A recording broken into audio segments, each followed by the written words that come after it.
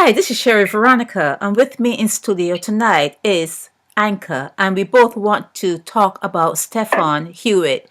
I did two shows about Steffon, but now I have a very good friend of his, and she is so willing to come on radio and talk to me about Steffon. And I also want to ask her about Steffon's extended family, his sister, and whoever else she may know. But let me welcome her into the studio. Welcome into the studio, Anke.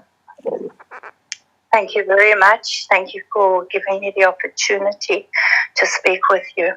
You're so welcome. Tell us all you know about Steffon. Well, Stefan and I have been friends for at least 13, 15 years. And I've been through this case ever since this whole thing started. I've been busy and communicating with him almost on a daily basis. So let's give a little background. The case Anke is talking about is in the UK they consider it matricide. They are saying that Steffon Hewitt actually killed his mother, but Anke is here to give a different take because she actually knows the man. She knows him from what she says, like from a real personal point of view, and at a deep down level, she actually knows him. So I want to give you that opportunity, Anke, to really explain to Barbadians or other people who may listen to this, what do you know of the man? Well, he's certainly not the person that they describe in the newspaper. Stefan is a gentle giant. He's a gentleman. He's well mannered. He's kind. He's respectful. I've seen him. I spent Christmas with him and his mom and aunt, the last Christmas that she was still alive. And I saw how he was with his mom. And when he phoned me and he told me that she had passed away, he was so down. He was so completely finished. And when I then found out that he was arrested, I just couldn't. That's not the man. That's not the man that they describe. He's completely different. As I said, he's gentle. He's visited me several times in Germany, and I trusted him with my dogs. I trusted him in my house. He's the person. He's what I would call a 3 o'clock in the morning friend. If you've got a problem and you can phone him at 3 o'clock in the morning, he will be there to help. Mm-hmm. That's the type of person he is. Wow. So, yeah. What else? I wanted to ask you because you did mention that he has a sister. Have you gotten in contact with her? Did you talk to her about me? I mean, did it go any further? I did leave a message, and I know that with a time difference as well in Barbados and Europe, maybe she. I'm not sure whether she read it actually, but I'll try and get hold of her again. Yeah. Okay. So tell us what you know of Steffon bringing his mom up from Barbados to the UK to be with him. Tell us what you know of that. Yeah. Stefan knew that his mom has Alzheimer's, and he was quite concerned about her because she was doing things that were dangerous. Like he found her one day and she was locked up in the house. And as you know, it's a little bit warm in Barbados, and there was she didn't remember to drink water, so she was completely dehydrated. I think that was the turning point when he decided that he needs to bring his mum to England, where she would get free medical care because of the NHS. And he was worried about her because she was living on her own. People were taking advantage of her. She was spending people money and forgot about it.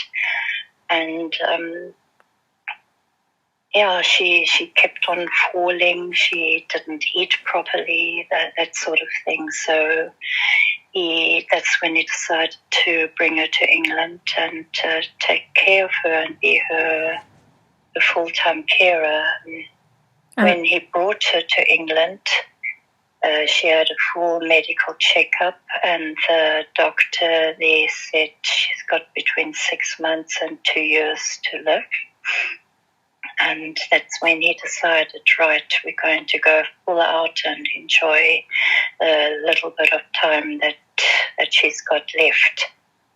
So with that, Anke, with that in mind, and with what you just said, since there was a finite time, you would think that the prosecutor or whoever brought the case, well, it would be the prosecutor, would know, they would take that into consideration, because it's not as though she was expected to live for another 10, 15 years. She was ill and she had a finite time per the doctors, per the checkup.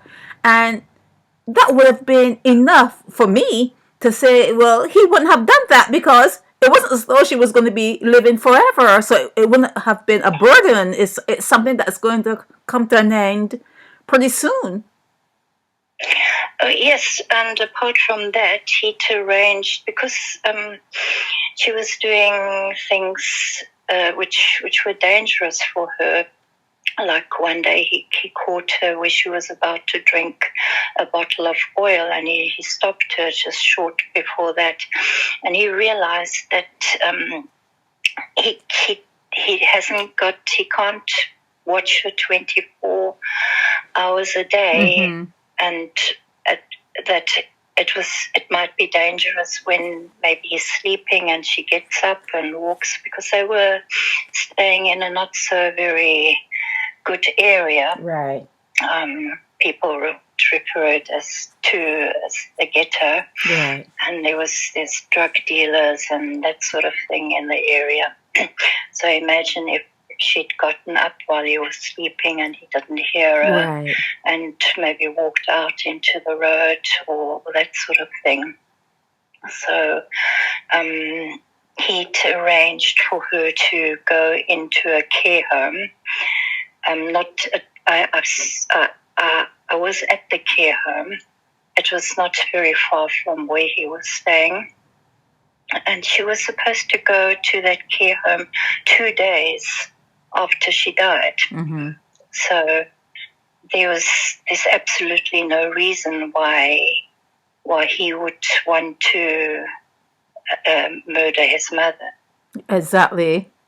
I just don't understand why he had to go through what he went through when it was so clear that she was really ill, and she had an end date coming up. It was an end date coming up very soon.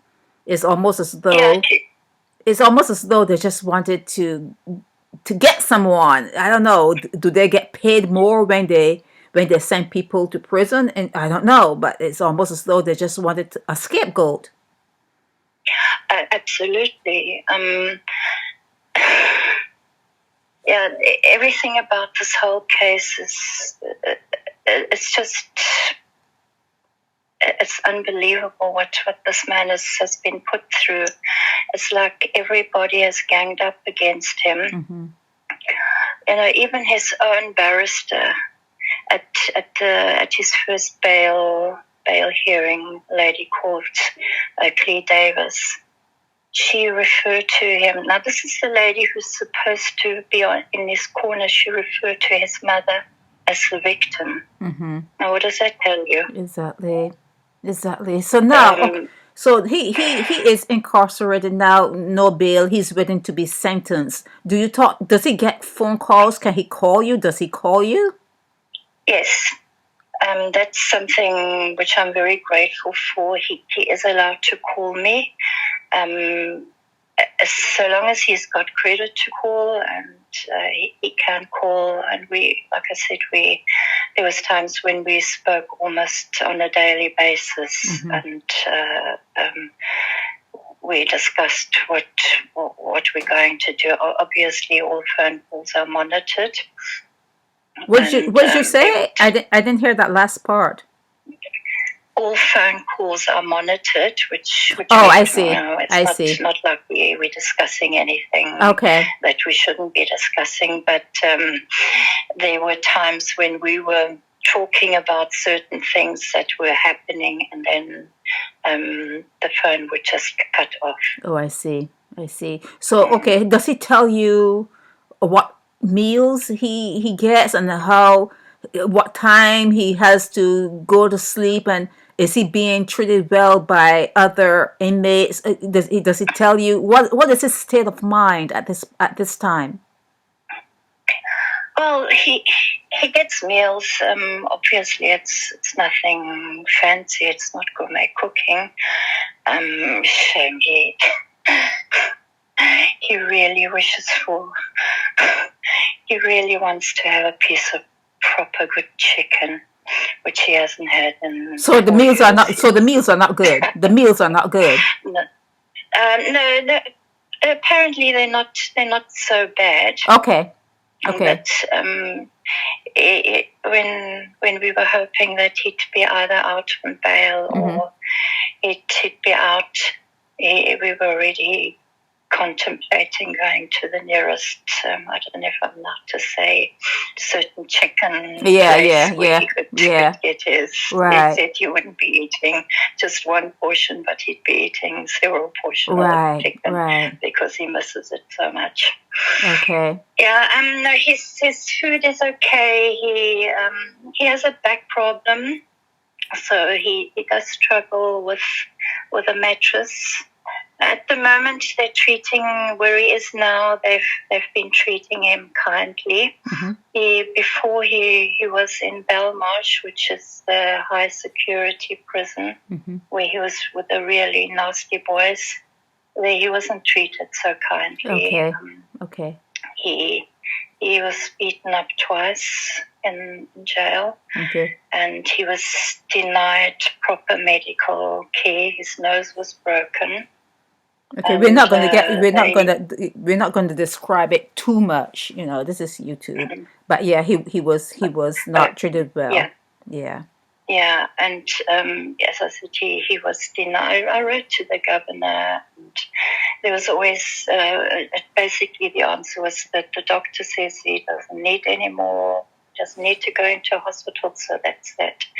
So he hasn't. I'm not, like I say, like you said. So let's talk about his mental. Let's talk about his mental state. How is he holding up under all this? Not very good. He's very depressed. He's frustrated that there's so much evidence that wasn't allowed in court. That jeopardized the case. He's not in a good way at the moment. No, not at all. So had he had like deep pockets? Let's say he had really he has savings that he could have hired a real attorney. Do you think it would have gone differently for him? Oh yes, definitely. He's had legal aid attorneys, and even though the evidence is there, the police withheld the videotapes for a year. He wasn't allowed to see that. They changed they altered the timeline on that to make it that his mom was dead, or to make it seem that his mom was dead when she was actually really still alive. What do you mean? You mean when you mean the phone calls.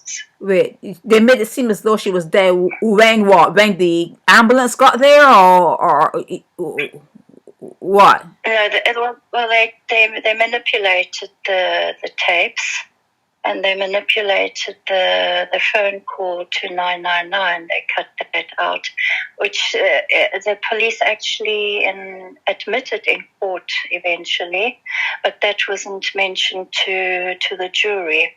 So okay, so it was manipulated to make it seem that he called long after she was dead. I mean, there has to be a reason why the manipulation happened.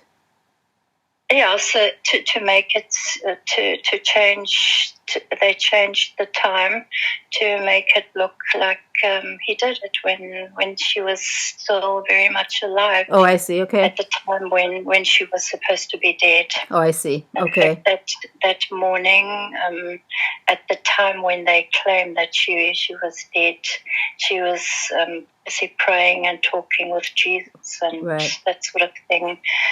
And it showed on the tape how she was sleeping in a cot, where they had the rails so that she doesn't fall out the bed. Right.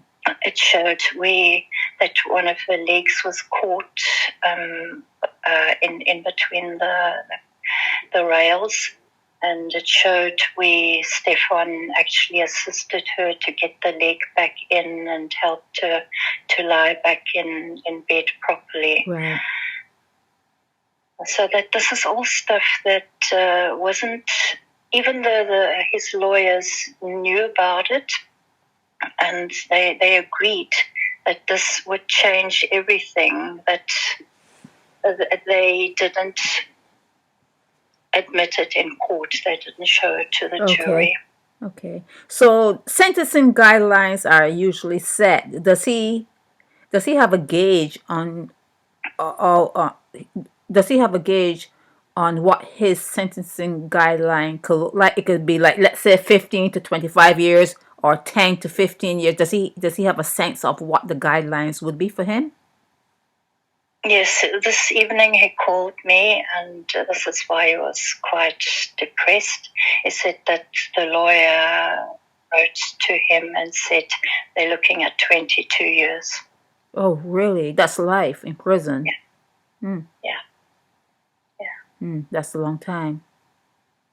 Yeah. It's a long time. How old is he? How old is Steffon? How old is he? He's now 50. I think he's going to be, in May, he'll be 51. Oh, he's that young. He's very young. Yeah. Yeah. Yeah. Wow. I wonder if there are any attorneys in the UK who would do a case for him for free. I mean, like a real good attorney, because there are things like that here in the United States where there are firms that take a look at cases like Steffon's case. But then again, that's way down the line. They look at cases 15 years out and 10 years out. So, Yeah, he's had several lawyers, and this is why something is very, very foul, because each and every lawyer knows that the police tampered with the evidence. They admit it, and yet they didn't take her to court. They just sat on that evidence, which makes me think, are they not in cahoots with the prosecutor? Or is the prosecutor blackmailing them? Are they? Why are they ganging up? Why is he just the scapegoat? Because you've seen the photo of him. He's a big man, and he's the stereotype: black guy, big guy. yeah, let's put him in prison and throw away the key, and let's just have another tick in our box for wins. And I believe, well, as I said, with the very first barrister, when she referred to his mom as the victim, I just knew that this man, there's something. They're not working in his. They're not in his corner. They're not working with him. They're working against him. Right, because it's a trade-off with something. In some jurisdictions, prosecutors get paid more money when they have guilty verdicts and when they can put people behind bars, because some prisons are like for profit. They need people in there. You need people in the prison.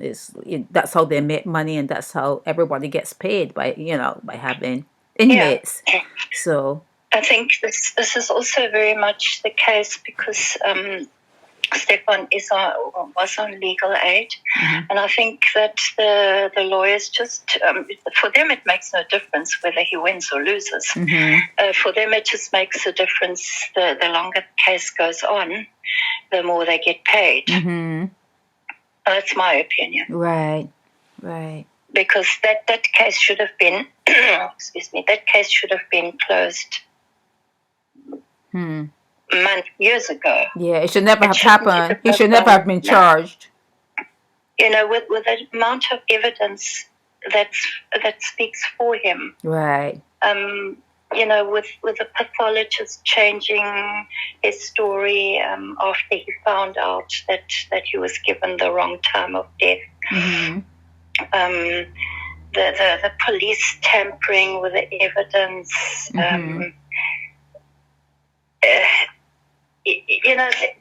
It's just everything is foul. Yeah. Everything is foul. Right. They didn't mention anything about all the things that he did for her. Like every time his mom fell, he took her to the hospital or to the doctor. Everything was recorded. And the fractures that they talk about in the newspaper, these are old fractures. And his mom had osteoporosis. That's brittle bones. Right. So even anybody who has that, they can just bump into the wall and break their leg or something. Right. And so this is all things that should have been mentioned in court, and his lawyers just didn't do it. Right. Well, like I said, there's a pipeline where they need people in the prisons. So he was a good candidate for that. Very, very good candidate for that. And plus, you say he was on legal aid. He was on welfare. Is that equivalent to welfare? Yes, Steffon has a bad back here. He was on disability. Oh, okay. So obviously he couldn't afford a good lawyer. Okay. So he okay. I heard that part, but I thought before he got into the situation I thought you meant that he was on welfare. He wasn't he was getting stuff from the state. Maybe I heard wrong. Okay, let's move on. Okay. So is there anything else you want to say about Steffon? Well, I could sit and talk with you all evening about him. Yeah. He's just really, he's a good guy. He's the type who, I don't think Steffon has ever even smoked a cigarette in his entire life. He doesn't drink, he doesn't smoke, he doesn't swear. He's respectful, especially when it comes to elderly people, because of his upbringing in Barbados. He grew up with his grandmother. His mom went, I think, to the States after she had him, and she worked there. And then he grew up with his grandmother, her sisters. So he grew up in a household of ladies, and he learned respect. You know what the old generation was like. You don't backchat. You you do as you're told, and that's really what he is. Mm-hmm. It's the type of person he is. We were talking about black people, how they often have problems with the police, that they, when a policeman stops a black person, and how it can very quickly escalate into something nasty. And Steffon was saying that whenever he speaks with a person in authority, he's always polite, and probably for that reason, he's never had big problems like that. Right.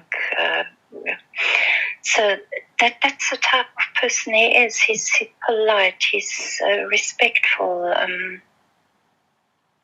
He's just a good guy. You know, he's the guy who would sit and fiddle on his computer and do things. And my last in my last video, I said he was self-taught, and you corrected me. You said he did have education. Yes, he did. Right. He came from the States. He came back to England because he was born in England. Grew up in Barbados and worked in the States for a few years. And then he came here and he got a job as a security guard at night. And during the day he studied, and that's what he did. And he worked himself up. He came with practically nothing. They gave him a council flat, and he sort of fixed that up. They gave him the type of flat that nobody else wanted to live in. And that's, he was such a grateful person for everything that he got. And he's a very, very hardworking person, which makes him a target for envy, because people see that he's achieved things, and he would buy good things when he could afford it. He wouldn't just buy rubbish, and people would get quite envious of him for having what he had. But that's because he worked for it. No, it's not something that he just got handed over. Okay. Yeah. All right. Well, I think Barbadians are getting a real good idea of what has happened to one of their own. It's happening in the UK, but nonetheless, it's a brother. He's a human being, and it's good that I have you to talk for Steffon. Is really, really good. Not often does it happen, so I want to commend you for getting in contact with me, and I want to thank you for speaking with me today. Well, thank you for giving me the opportunity to speak about him, and I really hope that people do now understand him a little bit more. And as you said, he's a brother, but I'm a little bit disappointed with all these organizations for black people, like Black Lives Matter. Oh yeah. And that type of not one person has ever come up and said, "Hey, can we help? Is there something we can do?" Not one. It's just lip service. Yes. And, yes. It would be nice if somebody could just get into his corner, somebody who has a little bit of influence, or who can assist, not just somebody who's interested in getting his name in the papers, but somebody who can actually do something for him. Yeah. Because this man deserves all the help he can get. He doesn't deserve what he's been getting. Definitely not. He's really been given a bad deal there. Okay. So when he is sentenced, would you call me and let me know so that we can do another show? I mean, what more can we do? But we can just talk about him a little bit more. I don't mind talking about Steffon some more. But once he has been sentenced and you talk to him, because I'm sure he'll have an opportunity to call you still. I want to. Go ahead, please. I'll definitely keep in touch. I'll keep you in. And talk to him about me, and let talk to him in a way that, let's say I were talking to him, like I would ask him, well, how are you feeling, and blah blah blah. Maybe you can talk to him and get that, so that when you and I talk, you can tell me, well, this is, I talked to him about you. I mentioned that I'm on a show, and this is what we want to. Sorry to That's cut okay. you off. I did actually play when he called me, because we can speak for half an hour, and I did play him the clip that you.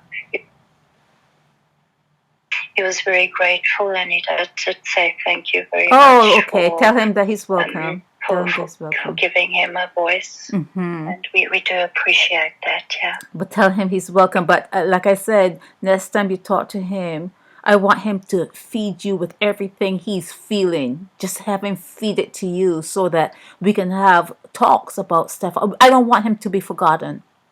I don't want him to be forgotten.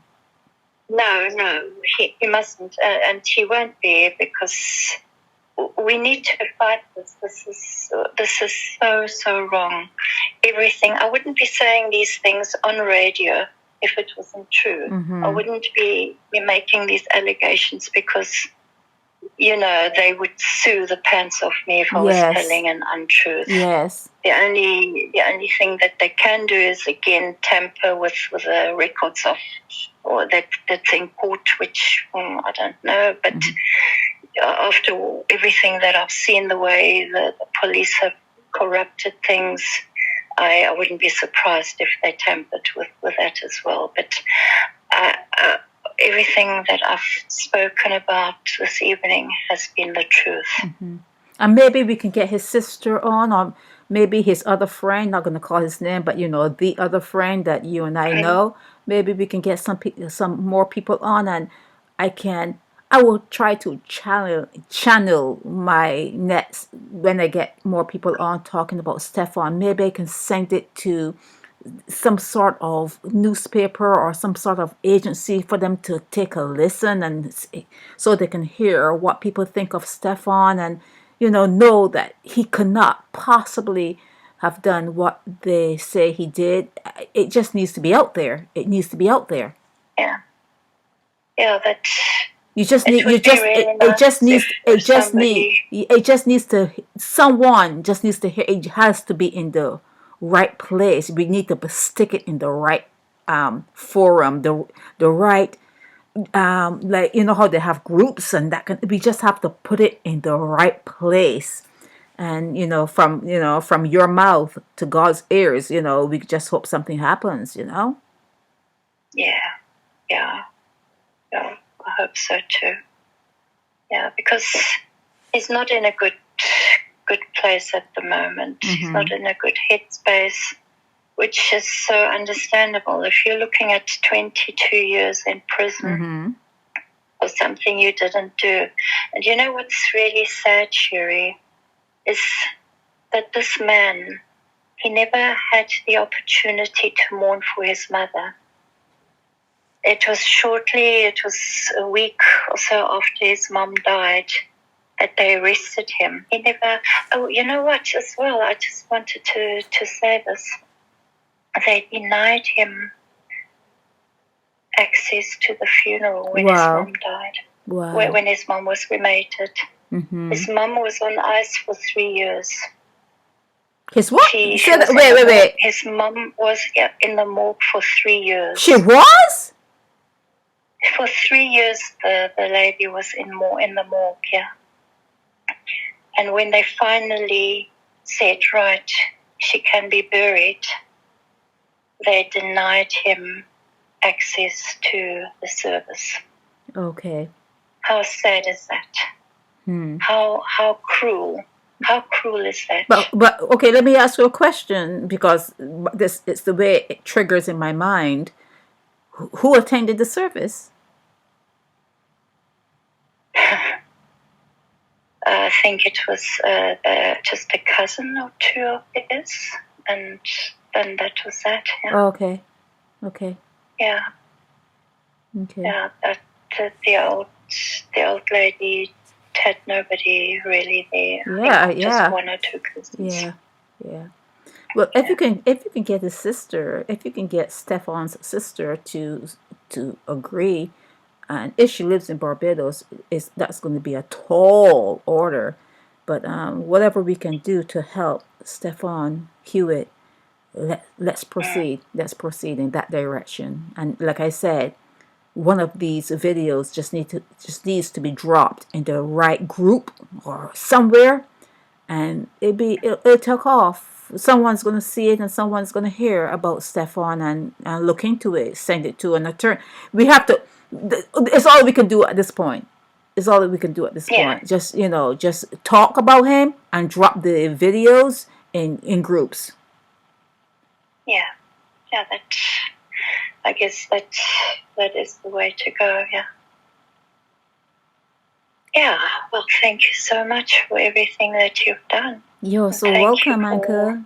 You're so welcome.